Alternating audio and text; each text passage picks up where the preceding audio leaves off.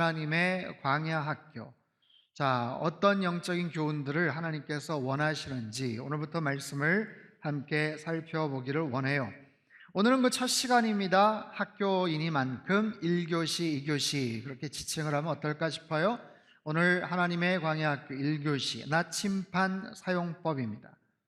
여러분, 나침판을 혹시 구경하신 적이 있습니까? 알기는 아시죠? 그러나 특별히 사용할 일은 많지 않았으리라고 생각을 하는데, 보통 시계처럼 모양이 둥근 판에 방위를 나타내는 눈금이 새겨져 있죠. 그 위에는 아주 얇은 바늘과 같은 그런 자석인 자침이 있어서 항상 남과 북을 가리키는 데 사용이 되죠. 자석의 성질을 이용해서 남과 북의 위치를 알아내는 그런 도구라고 합니다. 여행객들 아니면 순례자들, 최근에는 배나 비행기의 진로를 측정하는 데 주로 쓰이며 측량할 때도 사용이 된다고 합니다. 요즘은 내비게이션이 잘 돼 있어서 그렇게 쓸 일은 없지만, 자, 이 나침판, 광야에서는 이 나침판을 꺼내서 우리가 확인을 해야 되는데요. 보통 산이나 평원에서 길을 잃어버리면 지도가 필요하지만 사막과 같은 곳은 지형이 언제든지 바뀌기 때문에 지도가 아무짝에도 쓸모가 없다라고 이야기를 하죠. 그래서 분명히 향방을 가르쳐주는 나침판이 필요한 거죠. 나침판을 통해서 현재 위치를 가늠하고 그리고 나갈 방향을 향해서 그렇게 나아가서 빠져나갈 수 있어요. 오늘 읽은 본문의 주인공이 지금 광야에 서 있습니다. 아브라함의 여종 하갈이 그 주인공이죠. 하갈이 집에서 도망쳐서 광야를 헤매일 때 여호와의 사자 천사가 하갈에게 아주 중요한 의미 있는 질문을 던져요. 사라의 여종 하갈아, 네가 어디서 왔으며 어디로 가느냐? 하나님의 천사는 모든 것을 다 알고 있죠. 그 여인의 이름이 하갈이라는 것, 사라의 여종이라는 것도 알고 있고, 왜 지금 광야에서 헤매고 있는지도 분명히 알고 있습니다. 그럼에도 아주 중요한 인생 질문과 같은 질문을 그 여인에게 던지죠. 너는 어디에서 와서 어디로 가느냐? 자, 이 질문이 나오게 된 그 배경을 좀 더 자세히 살펴보도록 하겠습니다. 오늘 본문은요, 아브라함의 가정 안에서 있었던 이야기를 배경으로 하죠. 아브라함은 75세의 나이, 적지 않은 나이에 하나님의 부르심을 받습니다. 갈대아 우르를 떠나서 가나안 땅을 향해 나아가고 그곳에 가서 10년간 정착했던 바로 그 시점쯤입니다. 그 기간 동안 아브라함은 그곳에서 거부가 됩니다. 굉장히 큰 부자가 되었다라는 거죠. 그런데 아브라함에게 아주 근본적인 결정적인 문제가 있었어요. 그것은 뭐죠? 자식이 없다라는 것, 아들이 없다라는 겁니다. 하나님께서 약속을 하셨는데 아직까지도 아들을 주시지를 않았어요. 대를 이어야 되는데 나이는 점점 더 먹어가고 있는데 아브라함의 깊은 고민이 시작됐겠죠. 도대체 어떻게 하라는 말인가? 이렇게 그냥 대가 끊기는 건가? 이 재산을 그러면 어떻게 할 것인가? 이런 인간적인 염려와 걱정을 하고 있었어요. 그때 아내 사레가 아브라함에게 제안을 하죠. 하나님께서 출산을 허락지 않으시는 것 같으니 내 여종을 줄 테니까 그로 말미암아 자녀를 얻으십시오. 본문 2절 말씀입니다. 같이 읽죠. 시작. 사레가 아브라함에게 이르되 여호와께서 내 출산을 허락하지 아니하셨으니 원하건대 내 여종에게 들어가라. 내가 혹 그로 말미암아 자녀를 얻을까 하노라 하매 아브라함이 사레의 말을 들으니라. 아브라함이 사레의 말을 들으니라. 아브라함은 기도의 사람이고 믿음의 사람이죠. 그런 아브라함이 하나님의 약속을 기다리지를 못해서 인간적인 말을 그대로 듣고 실행에 옮깁니다. 여기에서 큰 갈등이 벌어지게 됩니다. 원래 사레는 하갈이라는 여종을 애굽 여인을 여종으로 삼았어요. 창세기 12장에 보면요, 아브라함의 가족이 흉년을 피해서 애굽에 피신했던 적이 있었거든요. 아마도 그때 다시 가나안으로 돌아오는 무리 가운데 섞여 있던 여인이 하갈이 아닐까 싶어요.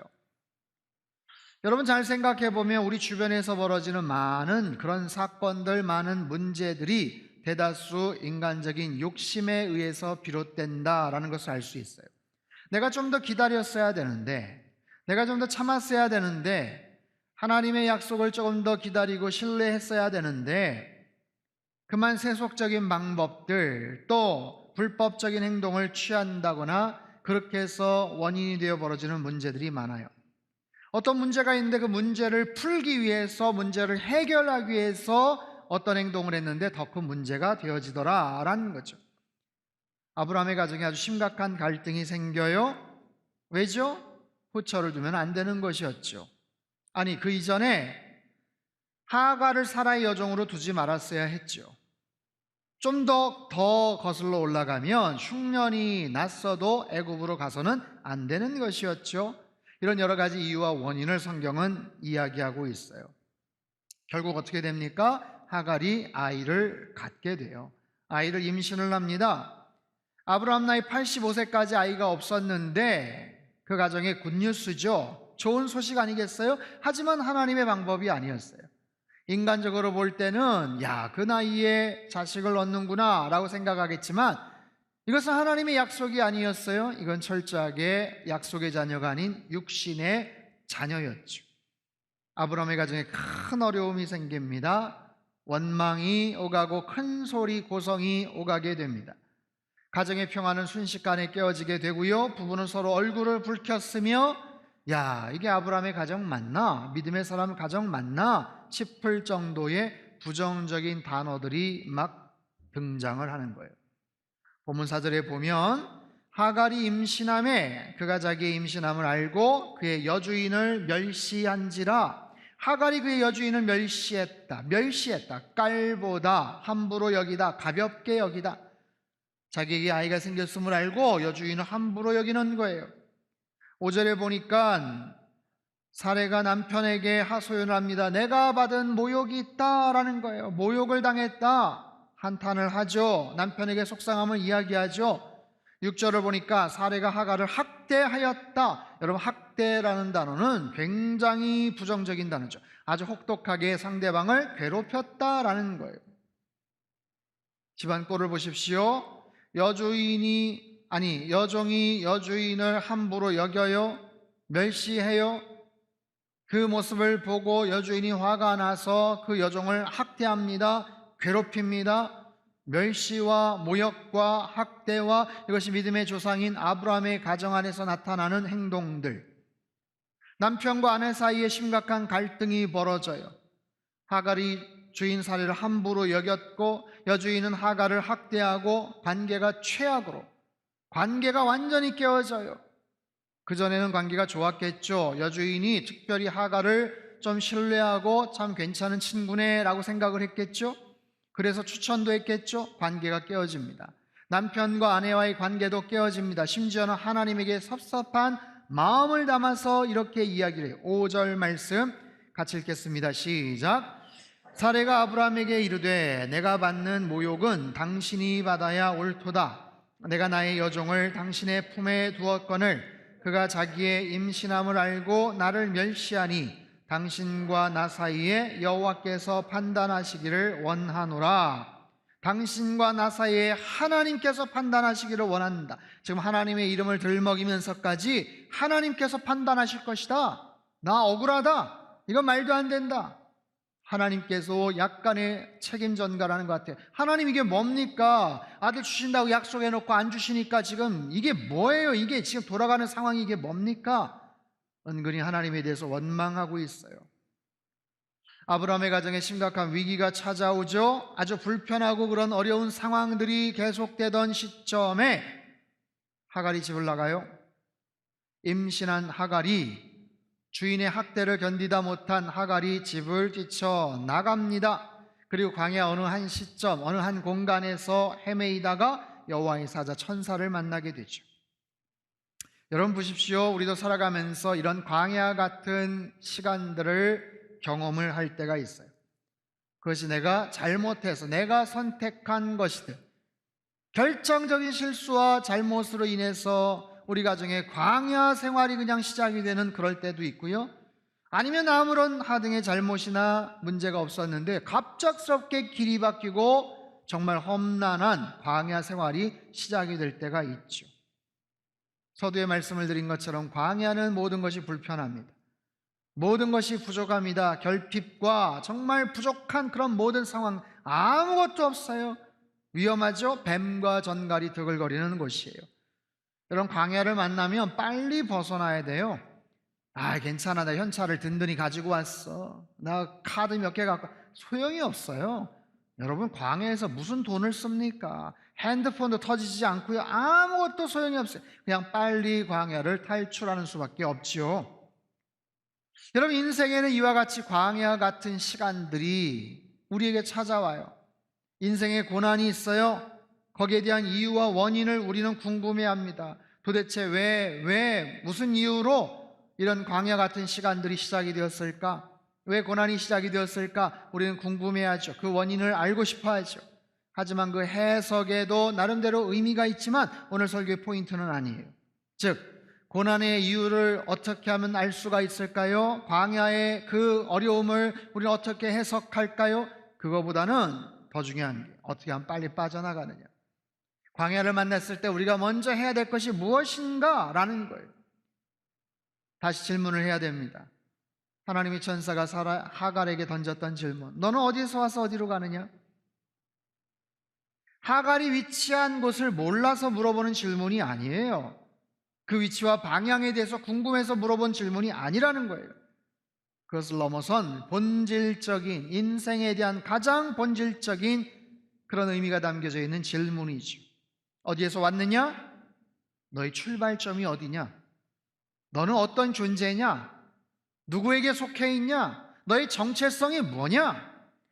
살아온 너의 과거는 어떠했느냐? 라는 질문이죠. 어디로 가느냐? 이것은 너의 인생의 방향이 뭐냐? 목적지는 어디이냐? 너에게 어떤 비전과 꿈이 있느냐? 앞으로 어떻게 살아갈 계획이냐? 질문하는 거예요. 하갈은 그 질문에 대해서 이렇게 답을 합니다. 나는 내 여주인 사레를 피하여 도망하나이다.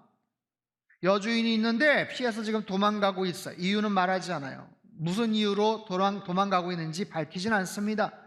하지만 여주인을 피해서 어떻게 하다 보니까 광야까지 이르게 되었다라는 거예요.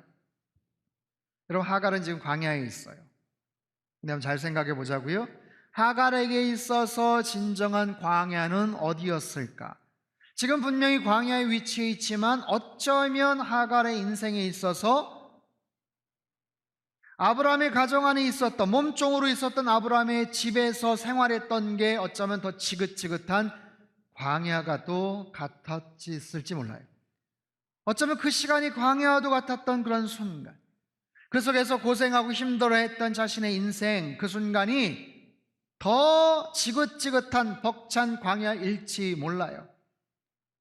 여러분, 사실 아브라함의 입장에서, 사라의 입장에서 이 사건들을 들여다보지만 반대로 하갈의 입장에서 한번 이 상황을 한번 생각해 보자고요. 하갈은 종의 신분으로 여주인 사레를 섬겨야 됩니다. 어떤 경로로, 무슨 이유로 거기까지 왔는지는 모르겠지만 어찌됐든 간에 자신은 여종이고 주인의 말을 따라야 돼요. 젊은 여종이에요. 그러나 아무리 여종이고 아무리 종의 신분으로 있다고 하지만 나이 많은 주인의 아기를 가져야 되는 그런 일방적이고 비인간적인 대우를 그냥 참아야 되는가? 아니, 아브라함이 믿음의 사람이라면서요. 그 가정이 대단한 위대한 그런 신앙의 위인이고 그런 가정이라면서요. 사람들은 그렇게 평가를 하고 아브라함을 대단한 사람으로 이야기하지만, 사라를 그렇게 대단한 어미로 생각을 하지만 자기 자신이 볼 때는, 하갈의 입장에서 볼 때는 그저 힘없고 빽없는 한 무력한 여종을 함부로 비인격적으로 다루었던 그런 사람, 거기에서 학대를 당하고 무시를 당하고 괴롭힘을 당해서 더 이상 견딜 수 없어서 그냥 피신해서 도망 나온 바로 자신의 그런 신세. 그러다 광야에 들어갔어요. 야, 이 광야 생활이 이제 시작이 됐네. 근데 하갈 입장에서 아이고, 옛날이 더 힘들었어요. 여기 오기 전에 더 지긋지긋해서 더 힘들었어요. 말도 못해요. 그렇게 말할 수도 있지 않을까. 어디가 더 힘들까? 그건 모르겠어요.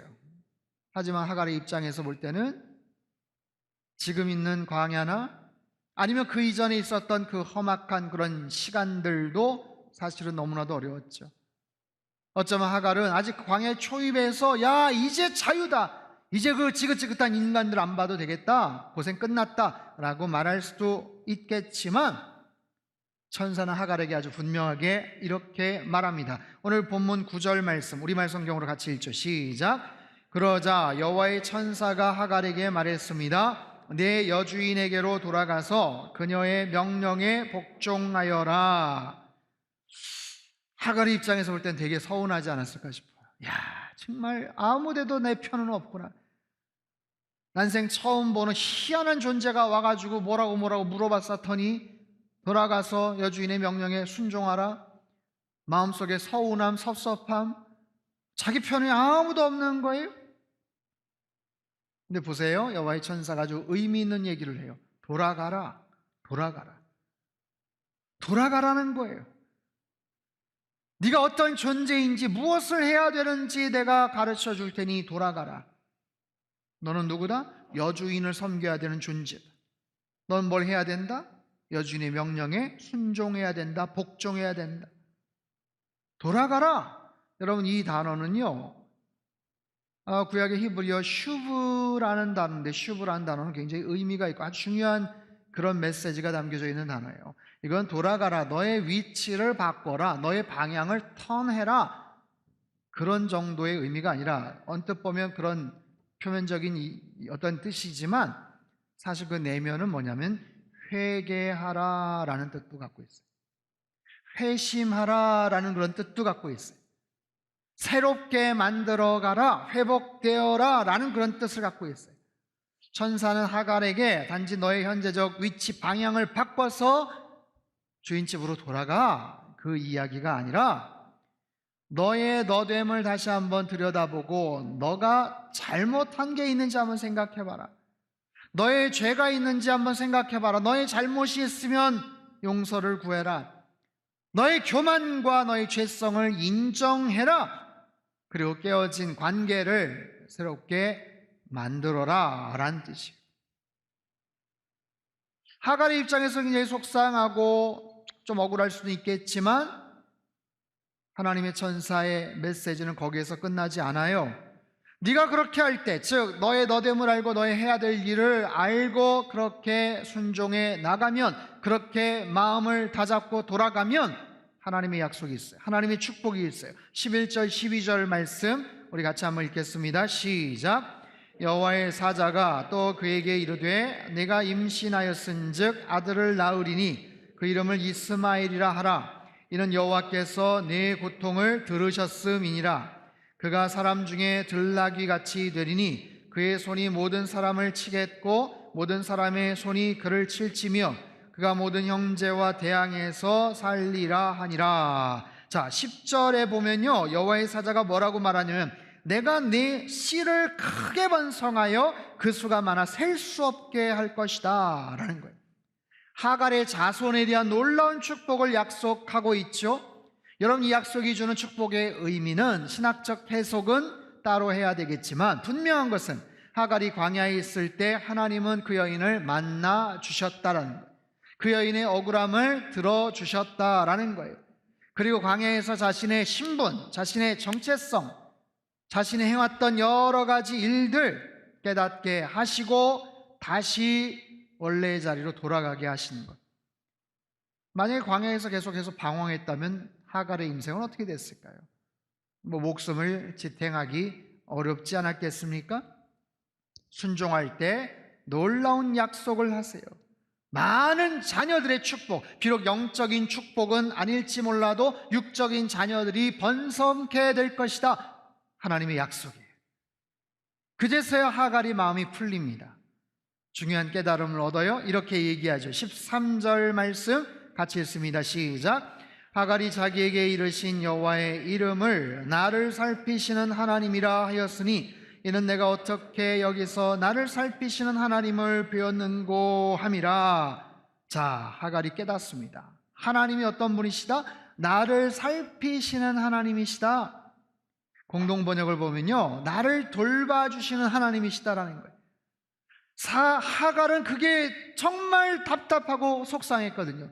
누가 자기를 돌봐주지 않는 거예요. 누가 자기의 얘기를 들어주지 않는 거예요. 단 한 명도 자기의 편이 없는 거예요. 그런데 하나님이 자기의 편이 되어주시는 것 같아요. 자기의 기도와 자기의 속상함을 들어주시는 것 같아요. 나를 돌봐주시고 나를 감찰하시는 하나님이시다. 내 억울하고 속상한 상황을 하나님이 알고 계시는구나, 아픔을 아시는구나. 사랑하는 성도 여러분, 우리는요 광야에서 반드시 깨달아야 될 것들이 있어요. 배워야 될 것들이 있습니다. 하나님의 광야학교에서 배워야 되는 것, 나침반 사용법. 그 사용법 첫 번째, 평평하게 두어야 됩니다. 평평하게 둔다는 건 뭐예요? 내 상황을 객관화시킬 수 있어야 되는 거예요. 내 상황을 객관적으로 바라볼 수 있어야 되는 거예요. 여러분, 대부분의 사람들은 광야에서 마음이 무너집니다. 내 마음이 속상해요, 억울해요. 광야에서 그 환경 자체도 힘들지만 마음이 굉장히 어려운 거예요. 그러다 보니까 수많은 감정이 교차합니다. 수많은 생각들이 떠오릅니다. 근데 그 모든 감정과 생각을 다 주관적으로 해석을 할 때가 많아요. 그리고 극한 자기 연민에 사로잡힐 때가 많죠. 이 모든 것이 아무개 때문이야. 이 모든 것이 무슨 누구 인간 때문이야. 모든 상처와 모든 아픔들, 그것으로 인해서 내 자신을 객관화시키지를 못합니다. 이 상황을 들여다볼 수 있는가? 내 자신을 평평한 상태로 놓고 객관적으로 솔직하게 정직하게 들여다볼 수 있는가? 그 속에서 솟구쳐오른 질문이 있어요. 정말 나는 누군가? 어디에서 왔는가? 나는 어디로 가야 되는가? 정말 솔직하게 겸허하게 생각해 볼 때 나는 잘못한 것이 없는가?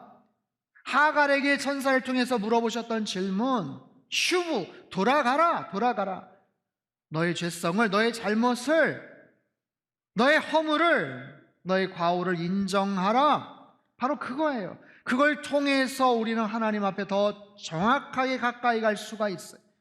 잃어버렸던 나의 자리, 가고자 했었던 나의 삶의 비전들, 왜 이렇게 바쁘고 분주하게 살았었는지, 내가 갖고 있었던 꿈이 있었는데, 내가 정말 어떤 사람이 되고 싶었었는데, 광야 생활을 통해서 여러분 그 질문을 떠올려 봐야 돼요.